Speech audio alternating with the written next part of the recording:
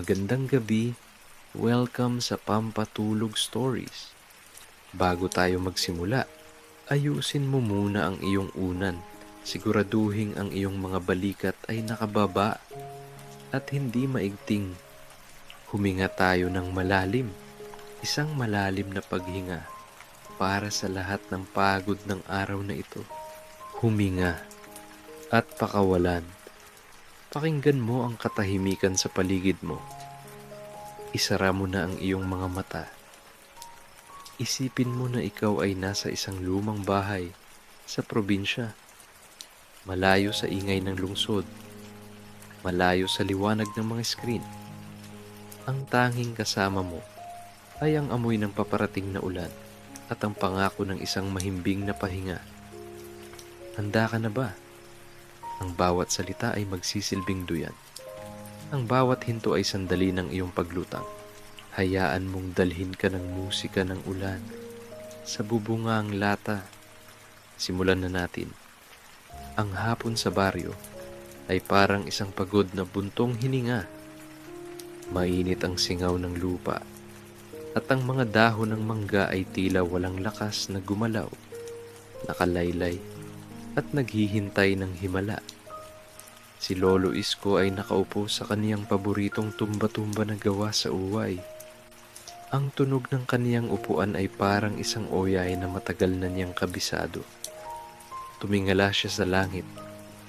Ang asul ay dahan-dahang kinakain ng kulay, abong parang balahibo ng pusa. Parating na, pulong niya sa sarili habang hinihimas ang kaniyang tuhod na tila may sariling weather forecast. Ang kaniyang mga tuhod ay mas tumpak pa kaysa sa balita sa TV. Kapag ito ay nagsimulang kumirot ng bahagya, siguradong may dalang ulan ng ulap. Biglang, ting, isang solong patak ng ulan ang bumagsak sa bubungang lata ng lumang bahay. Maingay, direkta, parang isang daliri na kumakatok sa pinto para itanong kung may tao sa loob.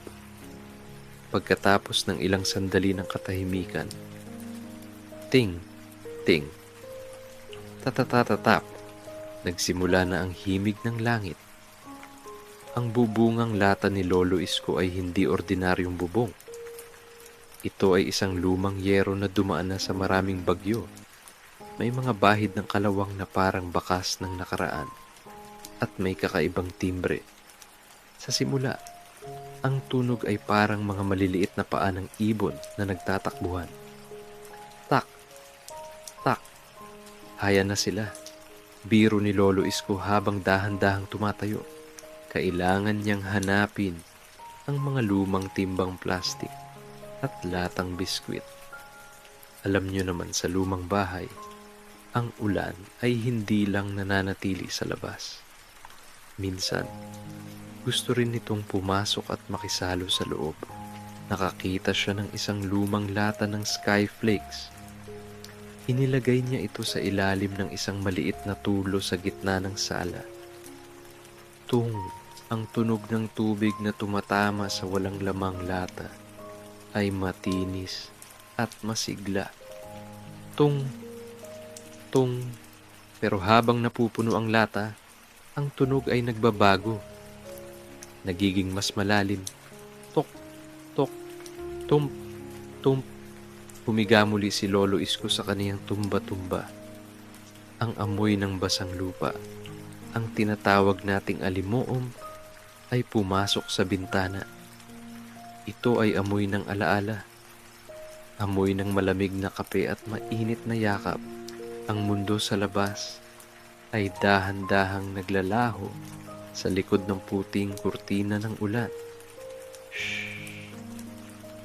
Iyan na ang tunog ng malakas na buhos.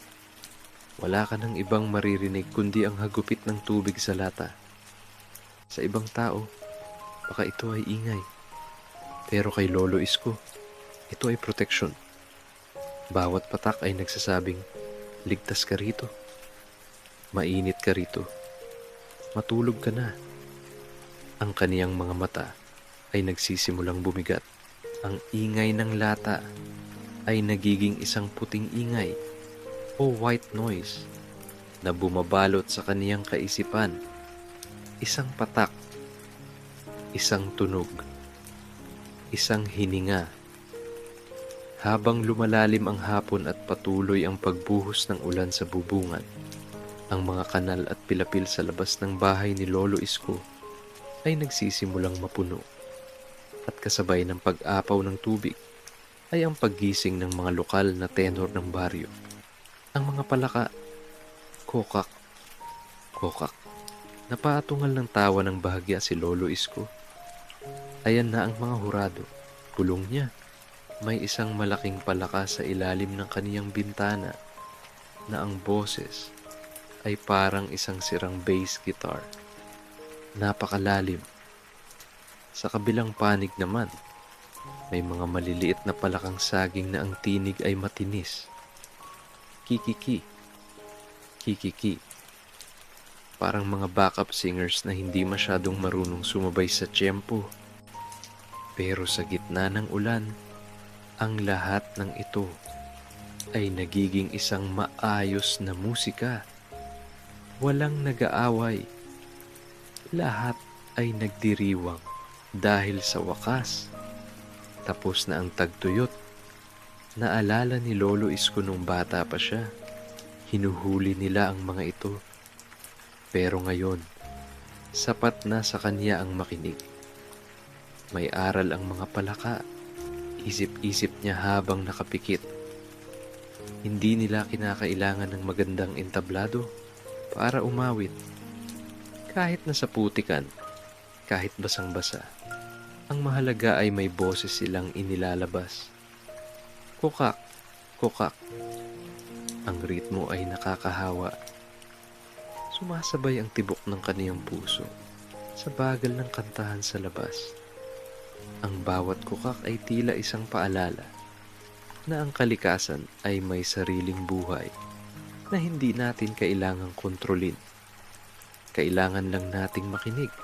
May isang palaka na tila sinusubukang tularan ang tunog ng tulo ng tubig sa latang biskwit ni Lolo Isko.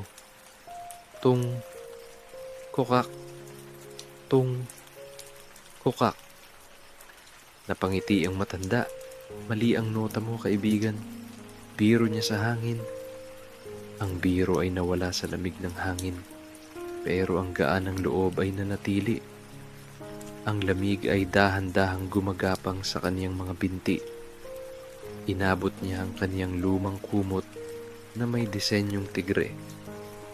Ang tigre na ito ay kupas na ang kulay. Parang pusang bahay na lang na antukin. Binalot niya ang kaniyang sarili. Ang init ng tela laban sa lamig ng ulan ay ang pinakamasarap na pakiramdam sa mundo. Ang mga palaka ay tila lumalayo na ang tunog. Hindi dahil tumigil sila, kundi dahil ang isip ni Lolo Isko ay dahan-dahan nang lumilipad patungo sa mundo ng mga panaginip. Kokak. Shh! Tung! Ang lahat ng tunog ay nagiging isa na lamang banayad na bulong.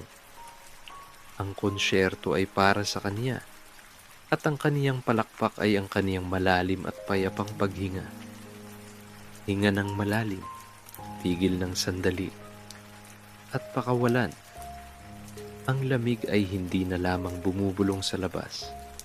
Dahan-dahan na itong pumasok sa mga siwang ng bintanang kahoy. Isang banayad na haplos sa balat na naghahanap ng yakap. Si Lolo Isko, habang nakahiga sa kaniyang tumba-tumba, ay naramdaman ang panginginig ng kaniyang mga balikat. Panahon na para sa kaniyang matalik na kaibigan, ang kaniyang lumang kumot. Ngunit heto ang problema. Wala ito sa kaniyang tabi. Nasaan na kaya ang tigre na yun? Pulong niya sa kaniyang sarili. Ang tinutukoy niya ay ang kumot na may disenyong tigre na mas mukha ng pusa. Dahil sa kalumaan, tumayo siya ng dahan-dahan. Kreik. Ang tunog ng kaniyang tuhod ay tila sumasagot sa tunog ng sahig. Isang duet ng katandaan at ulan. Hinalughog niya ang gilid ng kaniyang higaan. Wala roon. Sumilip siya sa ilalim ng kama. Wala rin. Ang nakakatawa kay Lolo Isko, nakakalimutan niya na ang mga bagay na mahalaga sa kaniya ay madalas niyang maitago sa sarili niya mismo. Baka lumabas at nakipag-away sa mga palaka. Biro niya habang kinakamot ang kaniyang maputing buhok. Naglakad siya patungo sa kaniyang lumang baul. Dahan-dahan, hakbang, huminga, hakbang. Ang bawat paghakbang niya ay sinasabayan ng pat-pat-pat ng ulan sa bubungan. Para siyang sumasayaw sa isang napakabagal na waltz. Sa wakas, nakita niya ang dulo ng isang kupas na orange na tela na nakasilip sa ilalim ng kaniyang unan. Nandun lang pala, tinulugan niya na pala kanina nang hindi niya namamalayan.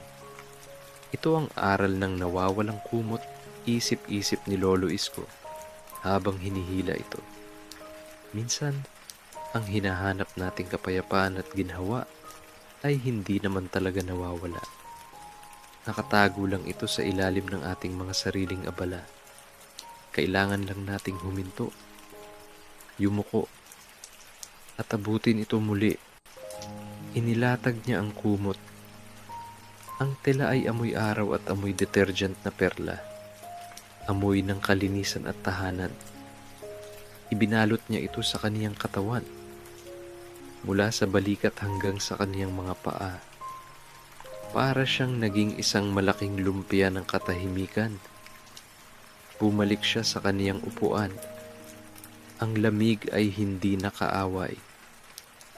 Ang lamig ay isa na lamang paalala kung gaano kasarap ang maging mainit. Pikit mata niyang naramdaman ang bigat ng kumot. Ito ay bigat na hindi nakakapagod. Ito ay bigat na nagbibigay ng seguridad. Dito ka lang, tigre, aniya sa kumot. At ang tigre, sa kaniyang pananahimik, ay tila sumang-ayon.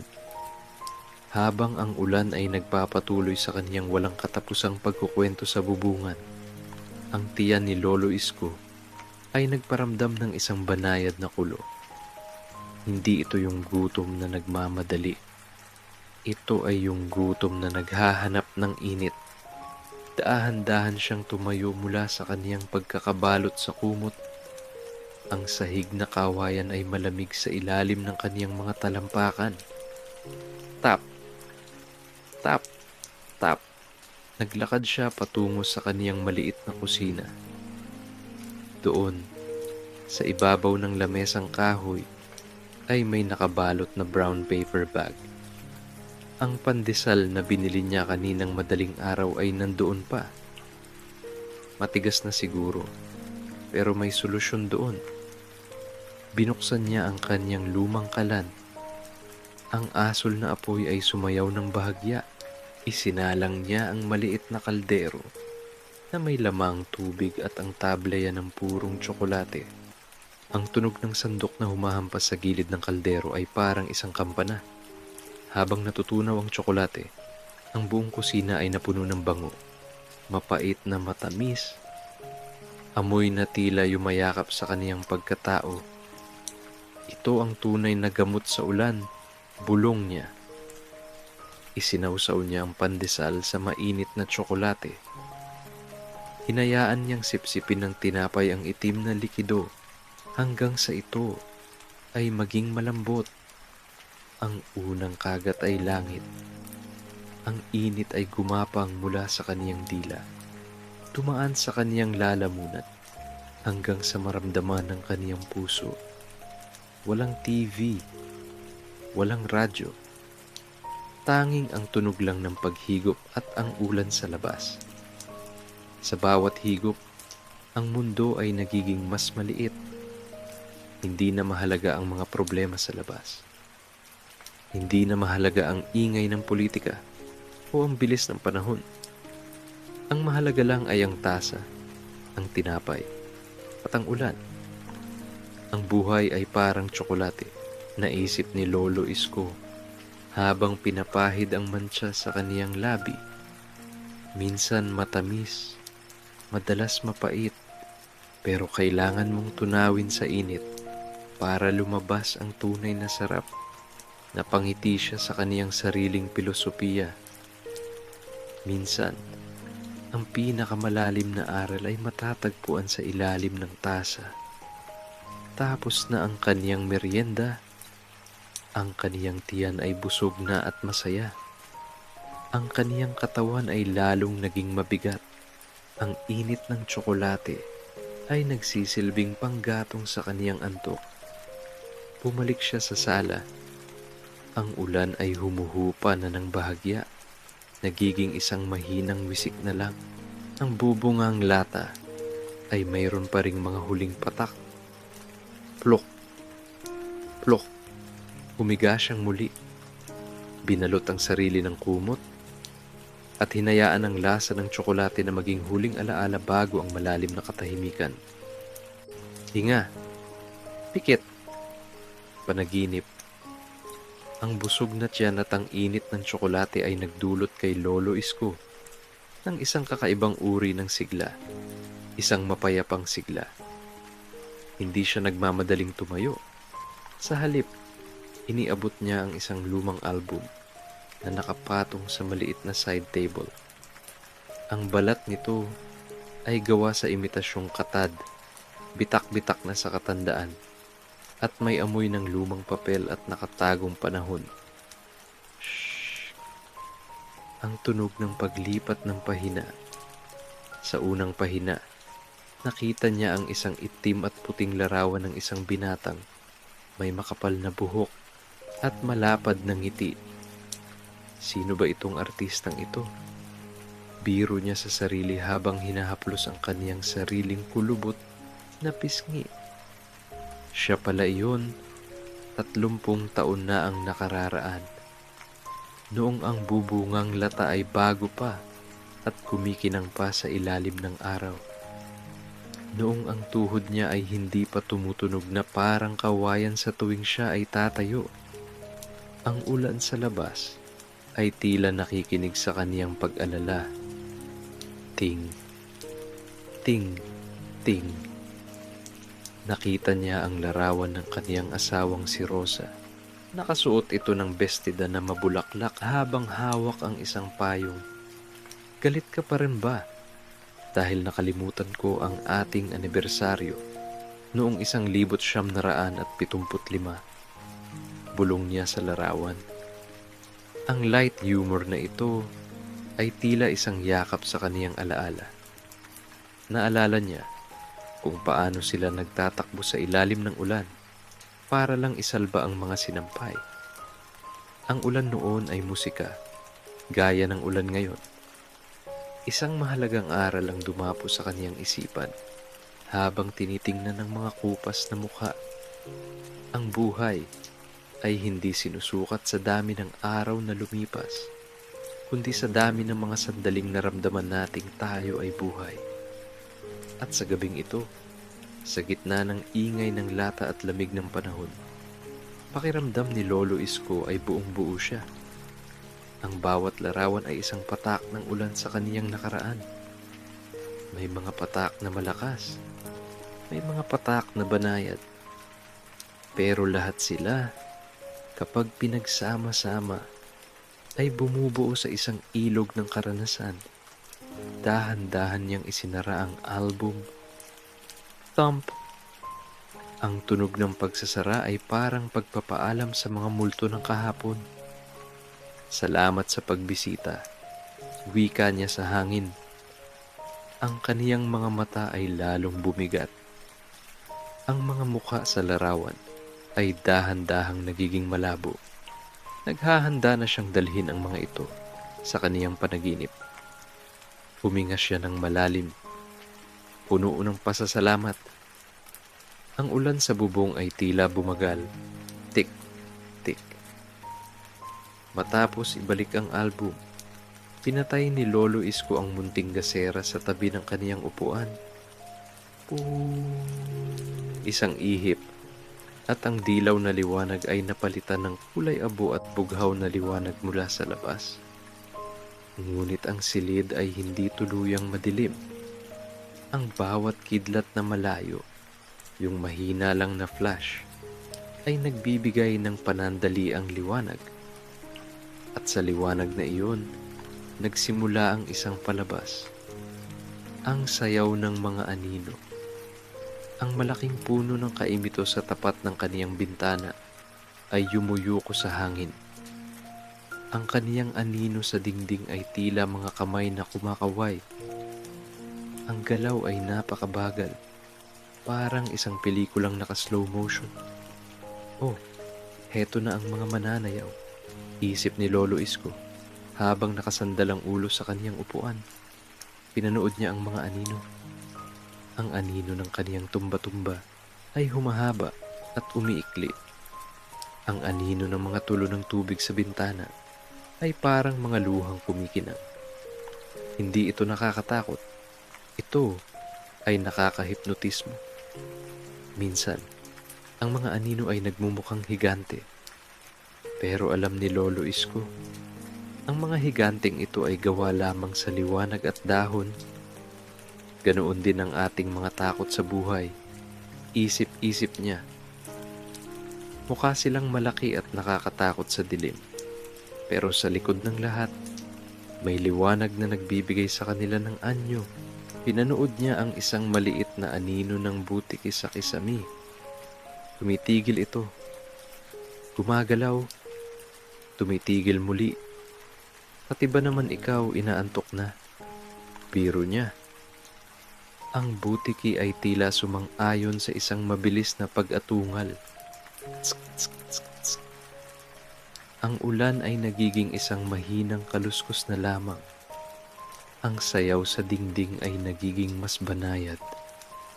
Ang kaniyang paningin ay nagsisimulang lumabo. Ang mga anino ay hindi na hugis puno o hugis tumba-tumba.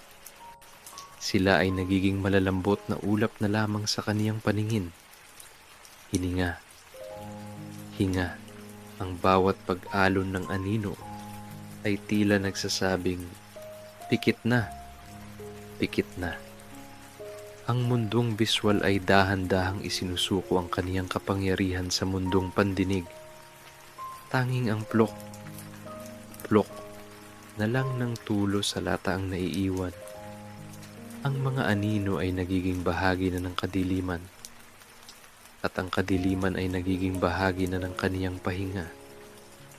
Walang dapat ikatakot sa dilim dahil ang dilim ay ang kumot ng universo sa gitna ng malalim na gabi habang ang ulan ay nagiging isang banayad na haplos na lamang. Si Lolo Isko ay nananatiling nakapikit. Ngunit ang kaniyang isip ay gising pa sa isang huling pagmumuni-muni. Ang bubungang lata na kanina ay maingay at tila nagrereklamo ay may ibinubulong na aral. Alam mo, isip ni Lolo Isko, ang tao ay parang latang ito. Kapag ang buhay ay bumubuhos ng malakas, kapag ang mga problema ay parang bagyong humahampas, tayo ay nag-iingay. Tayo ay tumutunog. Minsan, akala natin ay masisira na tayo sa tindi ng ingay ng paligid. Pero tingnan mo ang lata. Kahit gaano kalakas ang ulan, hindi ito sumusuko. Nanatili itong proteksyon. Ang light humor ng kaniyang isipan ay bumalik. Kung hindi dahil sa ingay mo, lata, baka hindi ko nalaman na may ulan pala. Baka hindi ako nakapaghanda ng kumot na pangiti siya sa dilim. Ang ingay pala ay hindi laging masama. Minsan, ang ingay ay isang paalala na tayo ay buhay, na tayo ay may nasisilungan, na tayo ay ligtas. Dahan-dahan niyang naramdaman ang pag-agos ng tubig sa mga gilid ng bubong. Isang tuloy-tuloy na daloy na parang oras. Ang aral ng lata ay ang pagtanggap. Tanggapin ang bawat patak. maging ito ay masakit o banayad. Dahil sa huli, ang ulan ay titigil din at ang lata ay mananatiling matatag, naghihintay sa susunod na kanta ng langit. Plok, plok. Ang tunog ay nagiging mas malayo. Ang filosofiya ay nagiging katahimikan. Ang bawat bakit sa buhay ay dahan-dahang napapalitan ng ayo. Ayun, tapos na ang ulan. Ayun, oras na para magpahinga. Ang puso ni Lolo Isko ay panatag. Walang pagsisisi sa lumipas na araw at walang takot sa darating na bukas. Lahat ng ingay ay may katapusan at sa bawat katapusan may matamis na pahinga. Huminga ka ng malalim. Pakawalan ang lahat ng iniisip. Hayaang ang lata na lang ang makinig sa huling patak ng ulan para sa iyo. Ngayon, ang ulan ay tumigil na ng lubusan. Ang tanging naiiwan ay ang tunog ng mga patak mula sa mga dahon ng mangga patungo sa basang lupa. Tik, tik. Si Lolo Isko ay wala na sa kaniyang tumba-tumba sa diwa. Ang kaniyang katawan ay tila naging kasing gaan ng isang balahibo. Ang kumot na tigre ay hindi na lang tela. Ito ay naging isang mainit na ulap na bumabalot sa kanya. Wala nang tunog sa loob ng bahay. Maging ang latang biskwit ay tumigil na sa pagkanta. Ang dilim sa kaniyang silid ay hindi na kulay itim. Ito ay kulay ng kapayapaan. Isang malambot na kadiliman na tila humihiling sa kaniyang huwag ng dumilat. Ang kaniyang paghinga ay naging isang napakabagal na alon. Pasok, labas, pasok, labas. Sa kaniyang isip, nakikita niya ang mundo na natutulog din. Ang mga palaka ay bumalik na sa kanilang mga lungga. Ang mga anino ay tuluyan ng natunaw sa gabi. Ang buong baryo ay parang isang sanggol na nakaduyan sa bisig ng kalikasan. Salamat, ang huling salitang nabuo sa kaniyang damdamin. Hindi na ito binigkas ng labi, kundi ng kaniyang buong pagkatao. Salamat sa ulan. Salamat sa bubungang lata. Salamat sa pagkakataong ito na mawala sa mundo. Dahan-dahan. Ang kaniyang kamalayan ay unti-unting lumulubog, parang isang bangkang papel na inilayag sa isang kalmadong lawa. Walang alon, walang hangin. Tanging ang dahan-dahang pag-anod patungo sa kabilang pampang. Ang pampang ng mga panaginip. Wala nang ingay, wala nang lamig, wala nang bukas. Tanging ang ngayon na puno ng pahinga. Ang huling patak ay bumagsak sa malayo. At kasabay nito, ang ganap na katahimikan, isang malalim, matamis, at walang hanggang pag-idlip. Matulog ka na rin. Ang ulan ay tapos na. Ang gabi ay sa iyo na. At diyan nagtatapos ang ating kwento. Ngunit ang iyong pahinga ay nagsisimula pa lamang. Ang ingay ng mundo ay tuluyan ng kumupas.